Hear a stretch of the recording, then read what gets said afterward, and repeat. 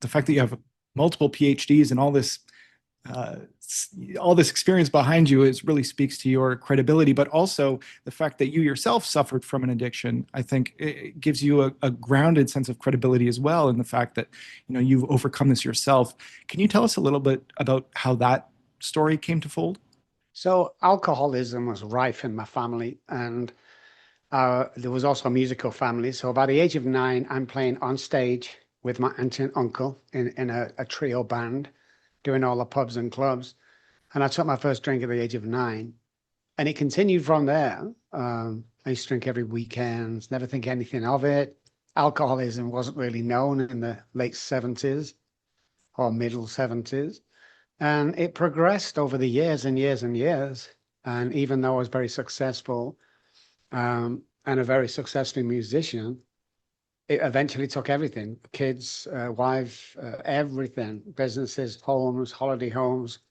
And I ended up homeless on the streets with absolutely nothing. And I mean nothing, begging for food, stealing alcohol. And I actually died twice on the streets in Manchester. And the guys brought me back to life, and I hated them paramedics for that. But Wow. yeah, How old were you at it the was time? really fun. I want to say first got sober at 28, 26, 26, 27-ish. So Wow. I'd And done the college and everything, yeah. So so I'm you I'm had probably been the only guy homeless telling everyone I'm a doctor, I have a PhD, and they're all laughing at me, saying, yeah, of course you do. So when you hit that sort of rock bottom, what did that feel like for you practically and psychologically, especially when you had all this knowledge already? I think there's a shock. I think that's what most people don't understand. It's like you don't know you are where you are. And alcoholics never think they have a problem.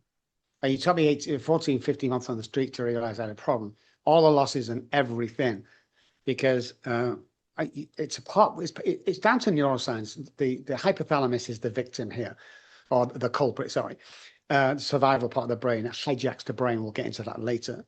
So it's kind of shocking that I'm in this position. Especially, I mean, I came from nothing. I came from the projects. My family had no money, kind of a self-made person, but couldn't beat alcohol. Just couldn't beat it. You succeeded in beating it. So what was that journey like for you? Were you using knowledge that you had yourself? Did you seek out help? How did you get from where you were to where you are now? So I had a spiritual experience, which, as an atheist, I didn't believe in, but something happened on the streets early hours of the morning after 14 months. And I met a guy who walked around the corner, middle of nowhere, 2 or 3 o'clock in the morning, and he asked if he could help me, and my journey went from there. And then next day, I met this other guy called John, who taught me everything I know now. And then after we finished, after 12 weeks, we could never trace him or find him. He never lived where he lived. Nobody saw him at the meetings, crazy stuff. But that's where it changed for me when I first met Derek. I remember on the streets, I fell down to my hands and knees, and I was sobbing like a baby. But I wasn't sobbing because I'd lost my family, my money, my children. Right there and then, that achy sob from the stomach is when I realized I couldn't stop drinking. And it took all of that to bring me down to that level. So it was that realization that really flipped the switch for you. One thing I've heard you say before is that addiction isn't about drinking, but thinking. So what was your thinking back then? Self-destruction. So alcohol has 1% to do with alcoholism. So am I saying it's not a drinking problem, it's a thinking problem? Now, how do I know this?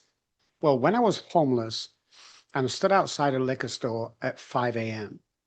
A Pakistani gentleman, it was kind of a liquor store, news agents. They couldn't sell alcohol till 10 a.m.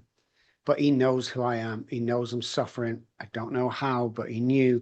So every morning when he came down to open the store, get ready for 7 a.m. when they opened, if I was outside, he would let me in. Now, on this occasion, I was shaking. That's how I was. I couldn't put a sentence together. I had my 10 pound in my hand. I have a vest on, pair of shorts, flip-flops. It's snowing and I'm sweating profusely, which basically means if I don't get to hospital or get alcohol in my body real soon, I'm probably going to fit and I'm probably going to die. So I snuck in, remember putting my £10 on the counter and him putting the bottle on the counter. And this is what happened. Hey, buddy, great mood. Sweating stopped, ache stopped, headache went. Everything was absolutely amazing. I remember holding the bottle. The cap was still on, not opened it. Looking like slow motion at the shopkeeper and then looking back and thinking, oh my God, it's not about the alcohol.